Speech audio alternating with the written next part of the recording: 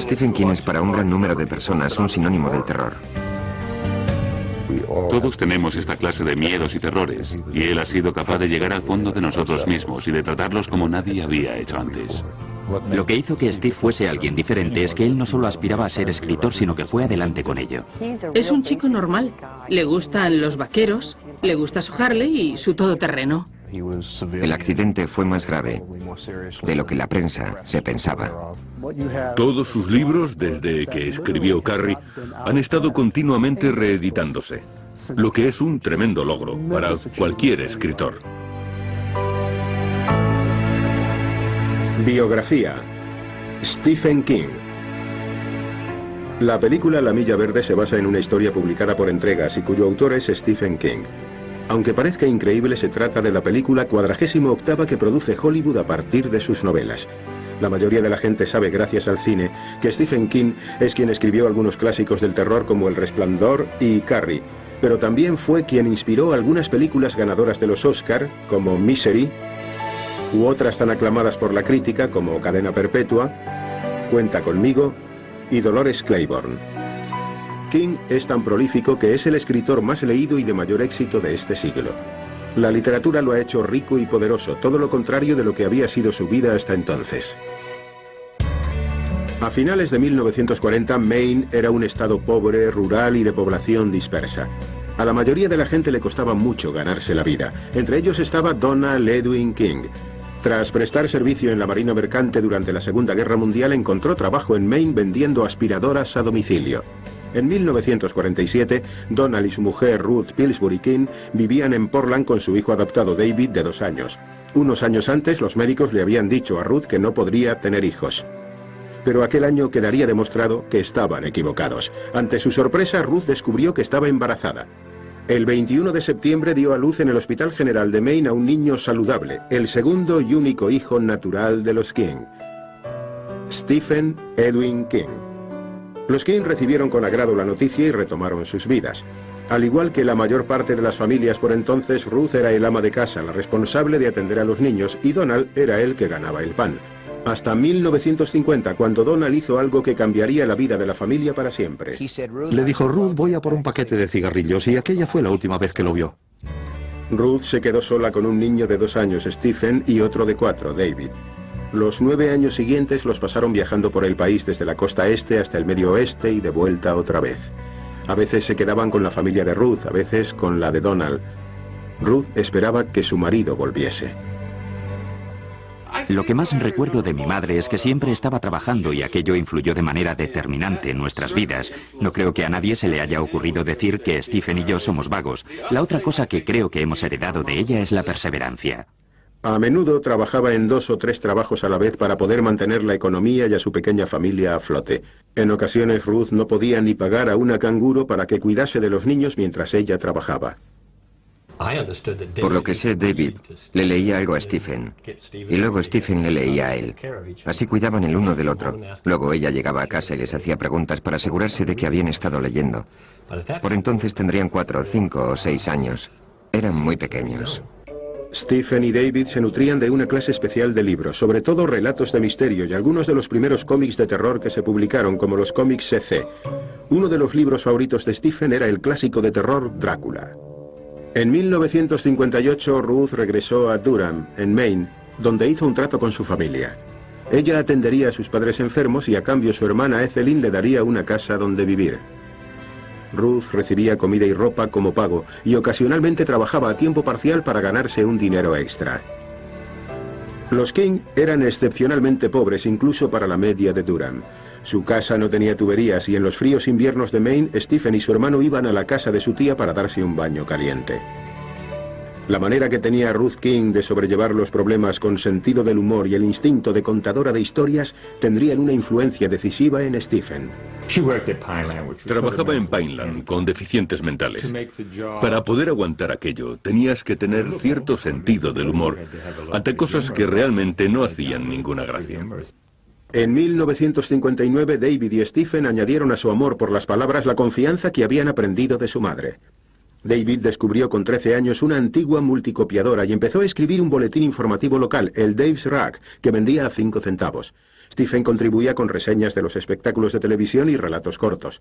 Quizás eran los niños más pobres de la ciudad, pero no eran desconocidos. Dave lo quería hacer todo, y Stephen era el lector. Era un niño grandullón y patoso. Iba caminando con un libro en la mano, y temíamos que no llegase a su destino. Con 11 años, Stephen medía más de 1,80 m, era torpe, falto de coordinación y muy miope. Pero sus compañeros de la escuela de primaria de Durham lo admiraban por la cantidad de cosas que había leído. Los 3 miembros de mi familia éramos grandes lectores. Recuerdo que cuando vivíamos en Durham y llegaba alguien a la hora de cenar, siempre nos encontraba a los 3 sentados en la mesa leyendo cada uno su libro de bolsillo. El mundo de Stephen King giraba en torno a los libros. En casa tenía las paredes de su dormitorio llenas de libros de bolsillo, y cuando conseguía algún dinero por hacerle algún trabajo a un vecino, se iba a Lisbon Falls para complacerse con su segundo pasatiempo favorito, ver películas de terror de serie B.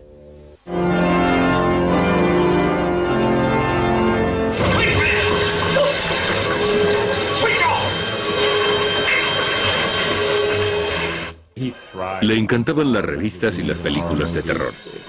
Casi todas las películas que íbamos a ver eran películas de terror. Le encantaba sentir miedo. Creo que intentaba hacerle frente al miedo. Quería demostrar que no lo tenía.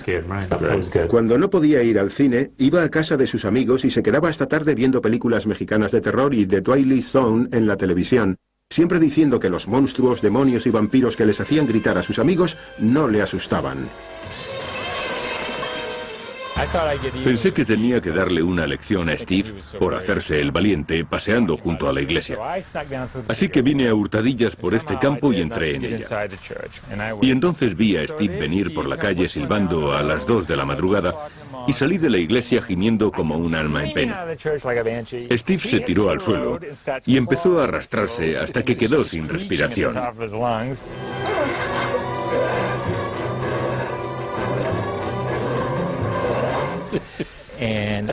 Pensé que lo había matado.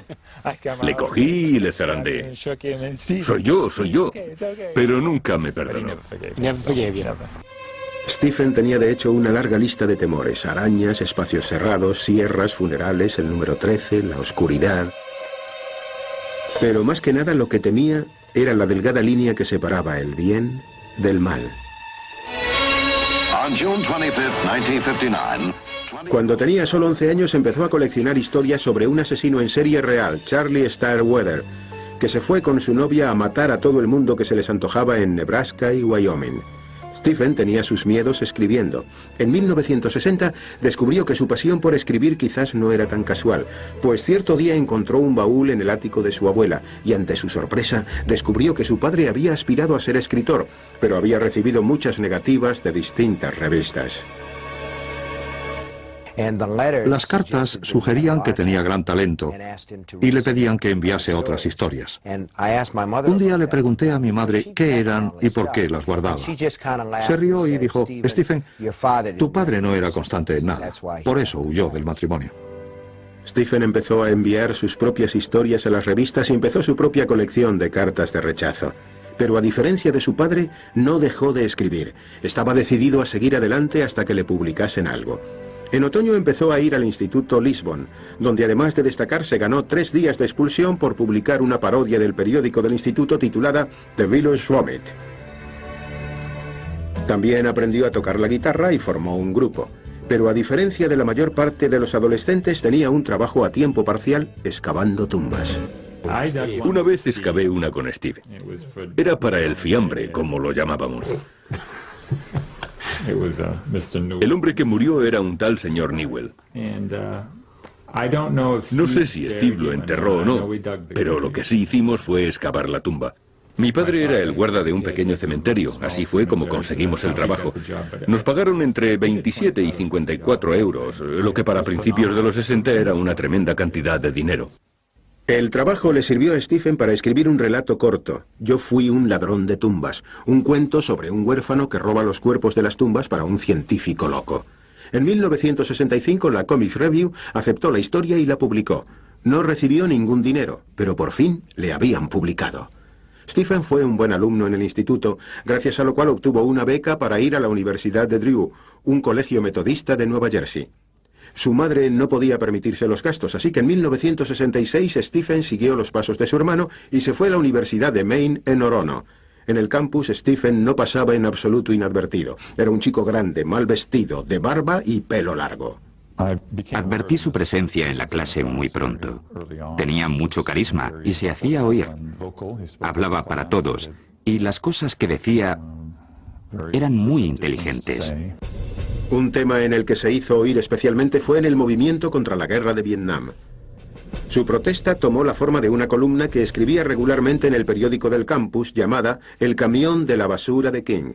Además de las 47 columnas, publicó también un cómic del oeste por entregas llamado Slade, y estuvo escribiendo varias novelas. Había muchos estudiantes allí que aspiraban a ser escritores, pero lo que hizo que Steve fuese diferente es que él no solo aspiraba a ser escritor, sino que fue adelante con ello. Recuerdo que en la época de la universidad acabó 5 novelas. Era un escritor muy prolífico. En 1966, su primer año de universidad, recibió su primer cheque, $35, de la revista Starling Mystery Stories por su relato The Glass Floor. Escribía constantemente, pero eso no le llegaba para vivir. Todavía era muy pobre. Para añadir algo a los $5 que le enviaba su madre a la semana, Stephen empezó a trabajar a tiempo parcial en la biblioteca de la universidad. Entre aquellos libros conoció a Tabitha Spruce, estudiante de historia y poeta en ciernes. Era el estudiante más pobre de la universidad de todos los que conocí. Por entonces calzaba chancletas de goma porque no podía comprarse zapatos. Tabitha era la tercera de 10 hijos de una familia obrera de Old Town en Bangor. Los dos compartían la pasión por los libros y la escritura. Nos enamoramos, tuvimos un hijo y luego nos casamos, por ese orden, como se hacía muy a menudo en los años 60. A su primera hija la llamaron Naomi. En enero de 1971, cuando Stephen obtuvo el título, se casaron. La familia se instaló en un tráiler en Hermon, Maine, en las afueras de Bangor. King esperaba obtener un trabajo como profesor, pero no tuvo suerte. En vez de eso, obtuvo un trabajo en una gasolinera por un sueldo miserable y trabajó también en una lavandería en Bangor por unos 80 euros a la hora. Tabitha iba a trabajar al Dunkin' Donuts por la noche. Había momentos cuando estaba trabajando en la lavandería New Franklin de Bangor en que me sentía deprimido, porque pensaba que lo único que había conseguido tras estudiar en la universidad era reproducir la vida de mi madre. El poco tiempo que le quedaba a Stephen después de pasarse el día trabajando y de hacer de padre lo pasaba en la máquina de escribir. Pensaba que aquel podía ser su pasaporte para salir de la pobreza. Finalmente, en otoño de 1971, consiguió un trabajo como profesor de inglés en la Academia Hamden. Tenía un sueldo de $4.600 al año, 5.000 euros, bastante decente, pero era también su pesadilla personal. Tenía suficiente dinero para ir tirando, pero era un escritor frustrado. Ni en sueños se había imaginado cómo le iba a cambiar la vida.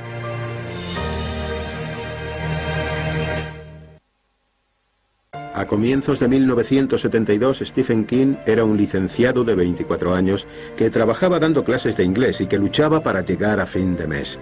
Estaba casado, tenía una hija de 3 años y su esposa Tabitha esperaba un nuevo bebé. Vivían en una caravana alquilada.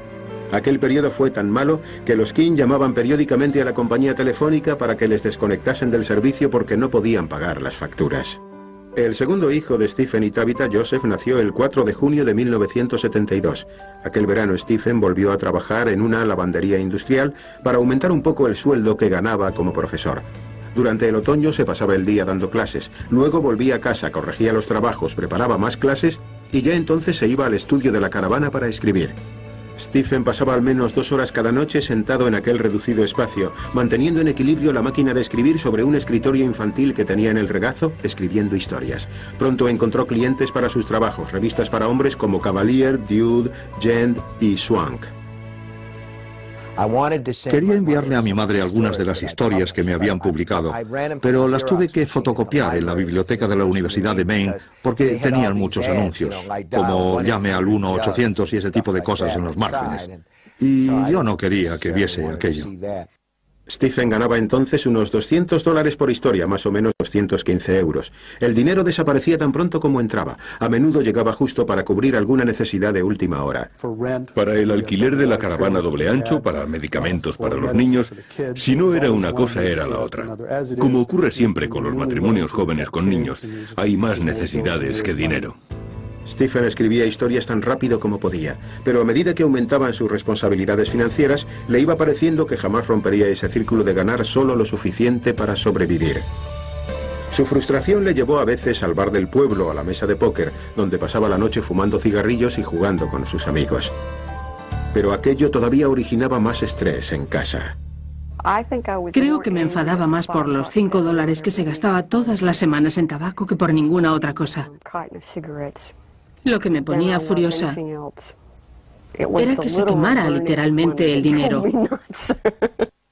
Los libros siempre habían sido el refugio de Stephen, que a menudo se encerraba en ellos. Pero ahora tenía que afrontar el hecho de que ni libros podía comprar. A veces discutíamos por qué se compraba un libro de tapa dura, porque esos libros eran muy caros para nuestro presupuesto. Justo cuando parecía que las cosas no podían estar peor, Steve descubrió que había hecho una amistad muy valiosa. Bill Thompson, un editor veterano de Doubleday, aceptó leer 3 de sus manuscritos, pero Steve no lograba convencerle de que se los publicase. Llevaba un tiempo sin saber de él, y alguien me dio un día por casualidad un calendario de música country. Se lo envié y le dije, ¿te has dado cuenta de que tu cumpleaños coincide con el de A.J. Carter de la familia Carter? La verdad es que aunque no sepa nada de ti, no quiero verte en la lista de Simon y Schusters. Stephen estaba trabajando en un relato corto que esperaba venderle a Cavalier, una revista para chicas, por unos $100. Trataba de una tal Carietta White, la hija retrasada de un fanático religioso, una chica marginada por los jóvenes. Pero Steve pensó que no sabía lo suficiente sobre chicas adolescentes para describir aquel personaje, así que lo descartó. Lo echó a la papelera. Echó la primera parte a la papelera y cuando la estaba vaciando lo cogí y vi que era un bloque significativo de papeles. Así que me los leí. Stephen todavía pensaba que era un fracasado, pero ante la insistencia de Tabitha lo terminó y se lo envió a Bill. Era su novela Carrie. Y pensé que aquello realmente merecía la pena, que se podía hacer algo. Así que le dije, odio tener que decirte esto, pero podrías volverla a escribir. Vamos a ir adelante con ella, merece la pena arriesgarse. Stephen hizo los cambios, volvió a enviar el manuscrito y se entregó de nuevo a sus preocupaciones por pagar las facturas. Los Kim volvieron a pedirle a la compañía de teléfonos que les desconectase el suyo. Un día, cuando estaba en la sala de profesores, sonó una voz por el altavoz diciendo, «Señor King, ¿podría venir al despacho? Tiene una llamada de su mujer». Y salí disparado con el corazón a 1000 revoluciones golpeándome en el pecho, porque pensé que solo podían haber ocurrido 2 cosas. O bien le había pasado algo al bebé, o bien había vendido el libro. Había recibido un telegrama de Bill Thompson. Nos tuvo que enviar un telegrama porque no podía llamar, no teníamos teléfono. Y el telegrama decía, Carrie, oficialmente libro de Doubleday. Todo el futuro por delante. Saludos, Bill Thompson. Y como postdata, $2.500, ¿está bien? Interrogante. $2.500 estaba estupendo. Aquello nos parecía una fortuna. Doubleday sacó Carrie a la venta en abril de 1974. Stephen y Tabitha se trasladaron a un apartamento en Bangor, Maine, e instalaron un teléfono. Stephen hasta coqueteó con la idea de dejar la enseñanza, pero no se hacía grandes ilusiones sobre el negocio de los libros, no creía que pudiese depender de él para vivir. Lo que no sabía es que el Departamento de Derechos Subsidiarios de Doubleday estaba hablando con New American Library, una editorial de libros de bolsillo. Esta editorial también encontró la historia de Carietta White muy atractiva. Creo que su primera oferta fueron $200 o $250.000 por los derechos para editar en rústica. Aquello nos dejó sorprendidos. Aunque Bob Bunker, el responsable de derechos subsidiarios de la empresa y un gran jugador de póker, dijo, la verdad es que esperábamos más. Le pregunté a Bill, ¿cuánto? Y me dijo, 6 cifras, $400.000. El teléfono estaba en la pared de la cocina. Me fallaron las piernas y me dejé caer apoyado contra la pared. Recuerdo que se me salió la camisa de los pantalones y que caí de culo contra el linóleo.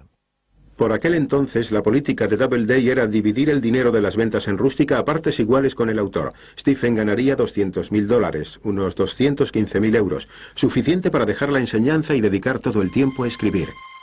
Pero una de las personas que más le importó a Stephen nunca pudo disfrutar de su éxito. Su madre había visto el manuscrito de Carrie y sabía que Doubleday lo iba a publicar, pero nunca vio el libro. En diciembre de 1973, tras una dolorosa batalla contra el cáncer de pulmón, Ruth King murió. Tenía 59 años. Por fin había conseguido algo importante, pero su madre solo pudo atisbar parte de ese triunfo. Le hubiera gustado que hubiera vivido más tiempo para poder verlo convertido en un escritor de éxito. El éxito de las ventas de Carrie en rústica fue posterior a su muerte, y él debió de sentir remordimientos porque nunca llegaría a verlo llegar lejos. Fue un funeral triste. Stephen estaba destrozado, sobre todo cuando se enteró tras la muerte de su madre de que los $5 que le enviaba por semana para que fuese a la universidad le suponían pasar sin comer. Pero también se dio cuenta de que había heredado mucho de ella. Ruth trabajaba mucho y era perseverante, y con aquellas mismas cualidades él había conseguido lo que quería. Pero Stephen tenía que luchar contra otro demonio. ¿Llegaría a ser un número 1? En 1973, Stephen King, entonces con 26 años, recibió un anticipo de $200.000, 215.000 euros, en concepto de derechos por las ediciones en rústica de Carrie, un libro que inicialmente había tirado a la papelera.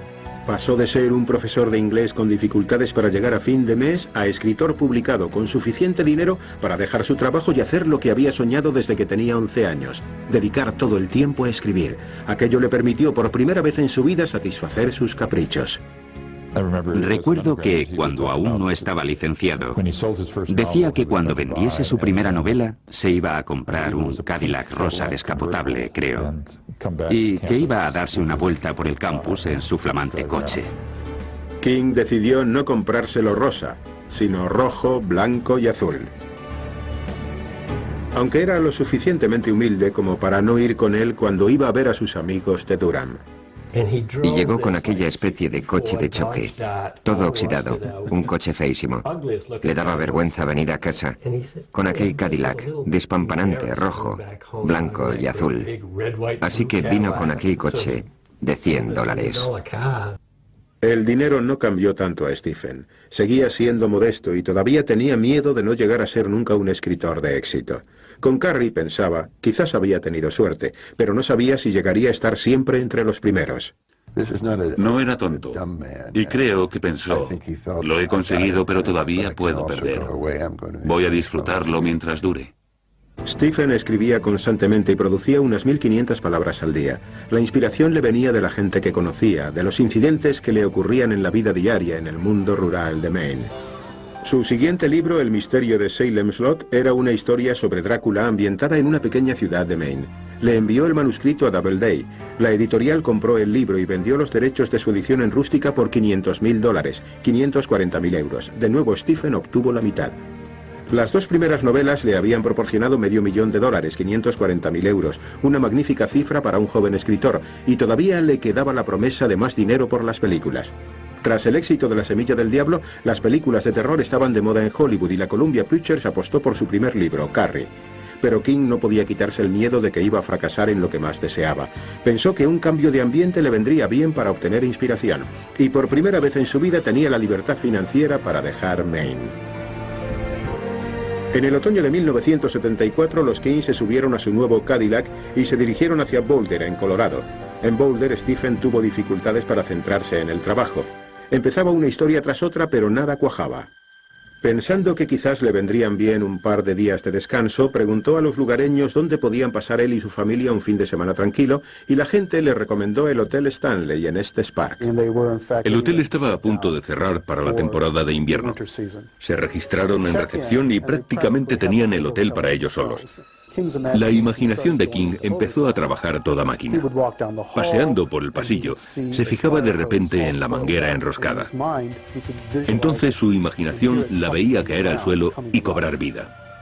Empezó a trabajar en la historia de un niño con poderes paranormales que peligra de ser poseído por el diablo en el hotel encantado Overlook y cuya vida está amenazada por su padre borracho. Esta no era, sin embargo, una historia de terror más. Stephen estaba escribiendo sobre sus propias experiencias. Cuando llevas casado 3 o 4 años y hay problemas de dinero y de otras cosas, se crea mucho estrés en la pareja.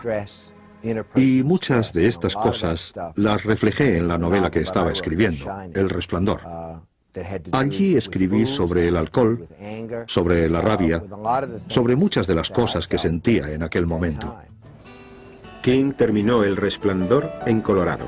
Aunque Boulder le había servido de inspiración, el corazón de Stephen estaba en el este. Echaba de menos las pequeñas ciudades de Nueva Inglaterra.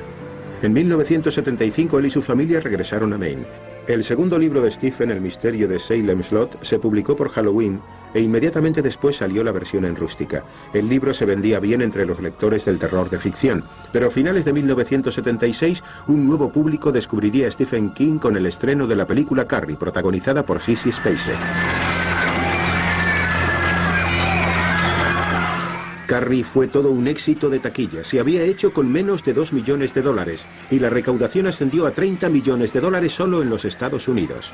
A Stephen le encantó, le fascinó lo que había hecho el director Brian De Palma con la película y le entusiasmó el haber conquistado a un nuevo público. Además, con el éxito de Carrie, Hollywood se rindió a sus pies. Lo que hizo la película fue darle una fama a un escritor como Stephen King que jamás habría conseguido con los libros. Si quieres obtener un público de no lectores, una película como Carrie puede conseguir que entren a las tiendas. El elevado número de ventas le dio a Stephen la confianza para pedirle a Doubleday que publicase algunos libros que había rechazado antes de publicar Carrie. Stephen deseaba ver publicada la primera novela que había escrito, Rabia. Se trataba de la historia de un estudiante que toma por asalto su escuela y toma a sus compañeros por rehenes. Sin embargo, Doubleday no quería saturar el mercado con su nombre, así que convenció a la editorial que le publicaba los libros de bolsillo para que publicase Rabia bajo el seudónimo de Richard Bachman. Rabia, de Richard Bachman, salió a la venta pero fue un fracaso total. Nadie esperaba leer un libro de un tal Richard Bachman, y creo que se sintió un poco decepcionado. Lo que la gente esperaba era el siguiente libro de Stephen King, así que en 1977 Doubleday publicó El Resplandor. Se vendieron 50.000 libros de tapa dura, y de esta forma, Stephen King entró en una nueva categoría de escritores, pues aquel era su primer éxito de ventas en cartoné. Los 3 primeros libros de Stephen King fueron todos bestsellers, y el cuarto, La danza de la muerte, publicado en 1978, sería su obra maestra. Este libro es quizás el favorito de sus lectores, ha sido el que mayor demanda ha tenido. Esta edición cuesta unos $1.200, unos 1.300 euros. La danza de la muerte es, en términos de la ficción de Stephen King, su obra maestra. En este libro descubrimos a un hombre que puede describir detalladamente a sus personajes de una manera muy parecida a como lo hacía Dickens. La danza de la muerte es una novela apocalíptica sobre una epidemia de gripe que mata a la mayor parte de la población.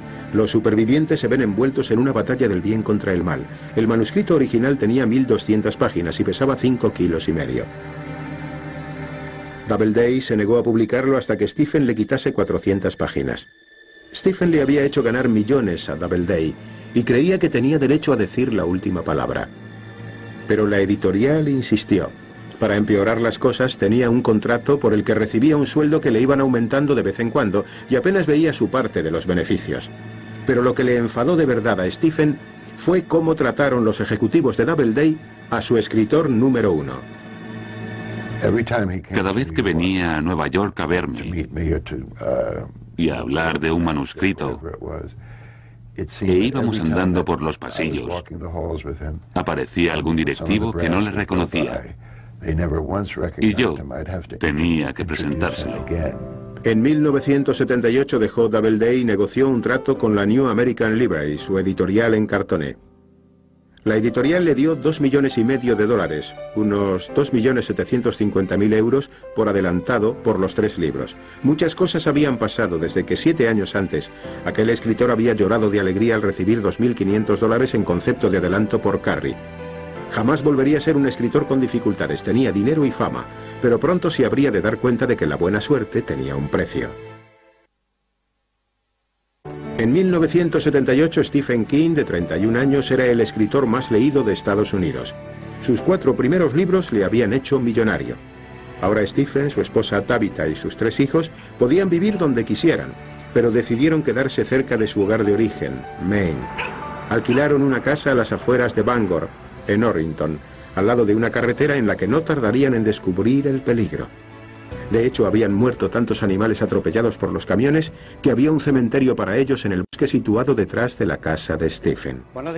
Algún niño cogía un carrito, metía al animal, lo transportaba hasta aquí y se celebraba la ceremonia. Se excavaba la tumba, se enterraba, se ponía un cartel y luego se hacía una pequeña fiesta. Cuando Smaky, el gato de la familia, fue atropellado, también lo enterraron aquí. Y luego los King sufrirían la peor pesadilla de cualquier padre, pues su hijo más pequeño estuvo a punto de morir en la carretera. Igual que muchos de los peores temores de Stephen King, la historia se convirtió en novela, Cementerio de Animales, la historia de un padre que rescata a su hijo de entre los muertos y debe sufrir las consecuencias. En el libro muere atropellado un niño de 2 años. Y me costó muchísimo seguir adelante leyéndolo. Stephen, que era un padre entregado, se sintió horrorizado de lo que había escrito. Metió el manuscrito en un cajón durante 3 años y no lo volvió a tocar. Empezó a escribir otro libro, La Zona Muerta, una historia basada en la ansiedad que le producía todo su talento y los problemas derivados de él. A medida que iba creciendo la popularidad de Stephen, sus lectores se obsesionaban más. A veces aparecían por su casa para pedirle dinero. A Stephen le parecía cada vez más difícil mantener la intimidad. Una vez le dije que La Zona Muerta era una novela autobiográfica. La Zona Muerta es el lugar donde se encuentra esa persona que tiene un don que en cierto sentido le complica la vida, porque todo el mundo le pide un poco de ese don. Do you know me? It's frightening how many novels of suspense I've written. Stephen pasó a hacer anuncios publicitarios y a los estudios de Hollywood. Sus libros eran adaptados a películas casi tan pronto como salían a la venta. En 1979 se estrenó El Resplandor, de Stanley Kubrick. A King le encantan las películas y va mucho al cine. Así que cuando Kubrick le hizo la oferta, se mostró inicialmente muy entusiasmado porque conocía el trabajo de Kubrick y tenía grandes expectativas. La película fue todo un éxito, una de las que mayor dinero le reportó a la Warner Bros. En toda su historia. King pensó que la película era visualmente sorprendente y terrorífica, pero que Kubrick había ignorado un tema importante del libro, la desintegración de la familia. Kubrick pasó por alto el verdadero trasfondo del libro y decidió crear su propia historia, basada en la locura de Jack. Pero no contó la historia como él la había escrito. King tenía ya bastante influencia y pidió que desde entonces se le consultase quién quería que dirigiese sus historias. Desconfiaba de Hollywood y quería mantenerse a cierta distancia del mundo de las estrellas. Además necesitaba intimidad y también seguridad, pues sus seguidores lo acosaban.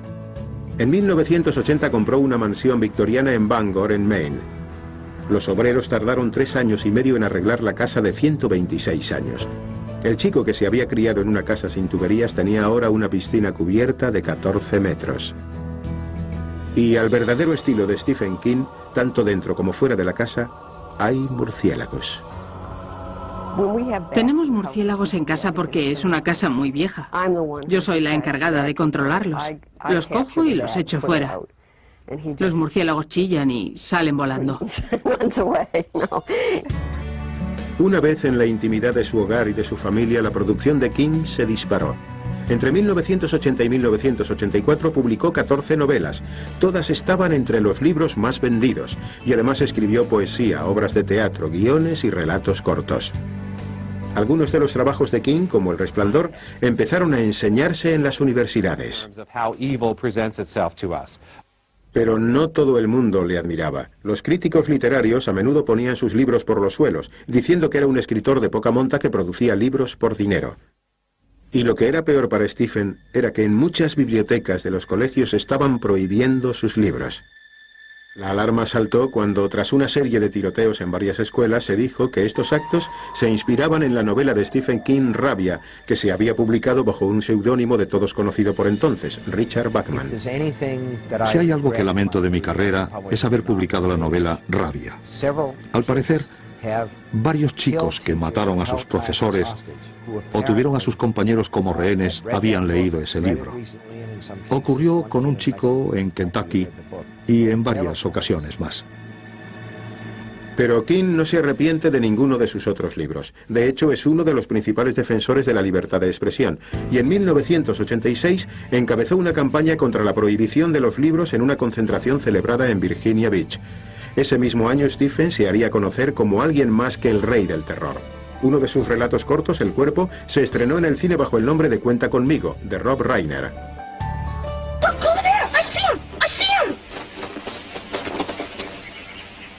None of us could breathe. Somewhere under those bushes was the rest of Ray Brower. Esta historia, que marca su mayoría de edad como escritor, estaba ambientada en Maine y se basaba en un incidente real que le había ocurrido a Stephen en la infancia. Sus 4 protagonistas son réplicas de sus amigos de Durham. La película hizo que Stephen recordase con nostalgia ciertas vivencias. Cuando se estrenó la película nos dijo, dejadme que respire un momento, no puedo hablar ahora. Se fue durante unos 20 minutos. Se quedó allí fuera reflexionando. Tardó todo ese tiempo en recuperarse porque para él, volver a vivir aquello había sido una experiencia muy dolorosa. A finales de los años 80, Stephen King había vendido más de 100 millones de libros. Era uno de los escritores con mayor poder en las editoriales y en Hollywood. El que se describía a sí mismo como el paleto de Maine tenía un imperio que incluía películas, libros, series de televisión, CDs y casetes de sus historias. Le estaba costando hacer que avanzase por la habitación y agarrar a David. Aquella historia de un pobretón que alcanza la fortuna parecía el argumento de una película de Hollywood. A diferencia de lo que ocurría en las historias de ficción que escribía, parecía que estaba destinado a vivir una vida feliz hasta un desafortunado día en junio de 1999. A finales de los 80, Stephen King tenía una influencia considerable en el mundo literario y en Hollywood. Llevaba publicados más de 30 libros, 16 de los cuales se habían adaptado al cine. La inspiración de muchas de las historias procedía de lo que ocurría en las pequeñas ciudades de Maine. Y ya que Maine le había reportado tanto bien, tenía que agradecérselo de alguna manera. En Bangor no había un campo adecuado para celebrar la liga de béisbol. Su hijo más pequeño, Owen, era un buen lanzador y Stephen, un seguidor de toda la vida del béisbol, decidió que era el momento de saltar al campo de la acción. Se le ocurrió hacer un campo para la liga infantil, aquí en Bangor. Lo quería pagar todo de su bolsillo, porque quería que los chicos tuviesen un campo donde jugar. Stephen tampoco se olvidó de la importancia que había tenido la biblioteca pública en su formación como escritor. Con Tabitha como presidenta, ambos encabezaron una campaña para recaudar fondos para ampliar la biblioteca de Bangor. Además, aplicó de forma positiva un sueño que había tenido de pequeño de convertirse en estrella del rock comprando la emisora local de rock, la WZON, para asegurar su supervivencia. On rhythm guitar, Stephen King. Y él, junto a otros escritores, entre ellos el columnista Dave Barry, hicieron una gira bajo el nombre de Rock Bottom Remainders para recaudar fondos para la alfabetización de Estados Unidos y para otras causas. El mayor miedo de Stephen era que de repente todos los miembros del grupo parasen y le dijesen, hazte un solo.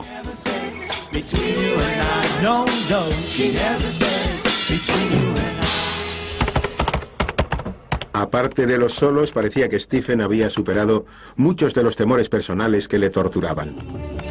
Nunca más había tenido que luchar para ganarse la vida o preocuparse por el fracaso o su incapacidad para ser el padre o el hombre de familia que deseaba ser. Podía escribir por el simple placer de hacerlo, y sus obras ganaban cada vez más respeto. La película Misery, de 1990, basada en su novela de 1987, fue candidata a 4 Oscars de la Academia.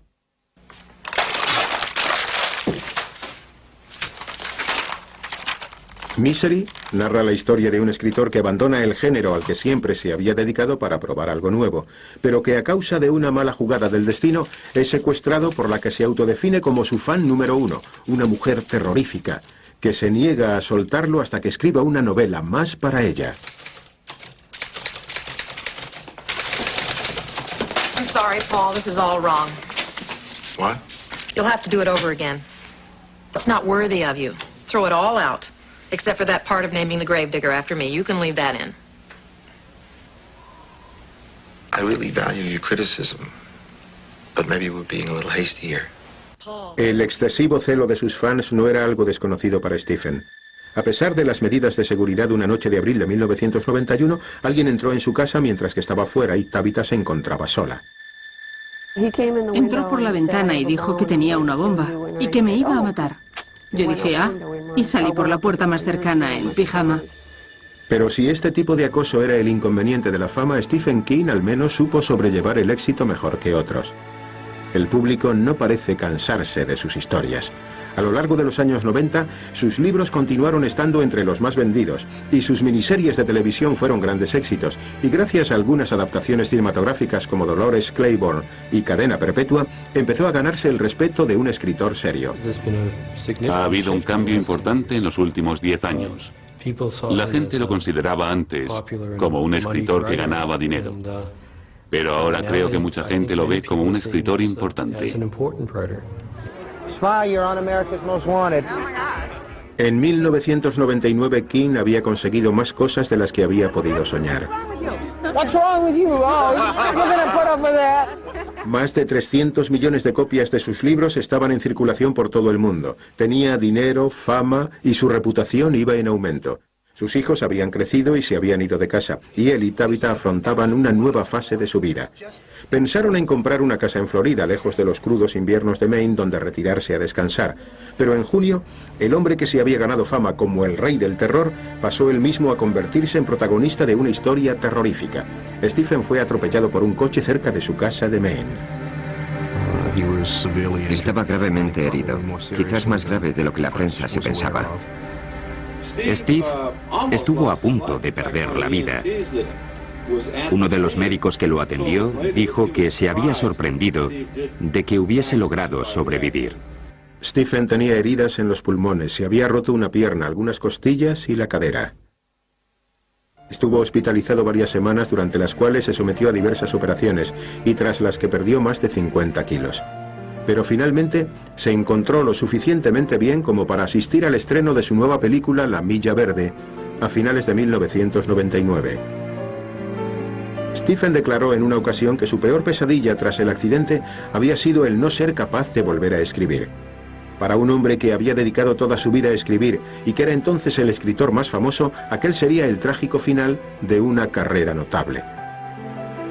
Pero a finales de 1999 estaba de nuevo en su escritorio, sacando de la máquina de escribir más historias, escribiendo un nuevo capítulo de una vida sorprendente.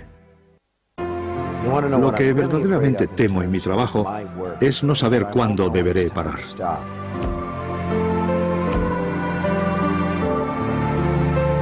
A menos que los años le hagan calmarse un poco, seguirá escribiendo el mismo tipo de libros.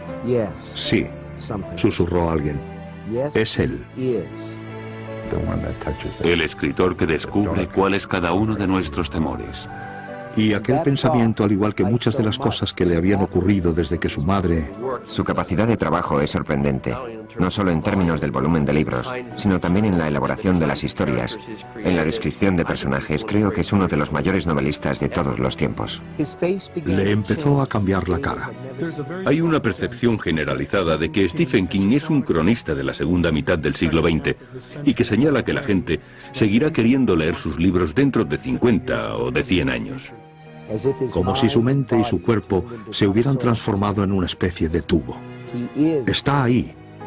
Sé que está ahí.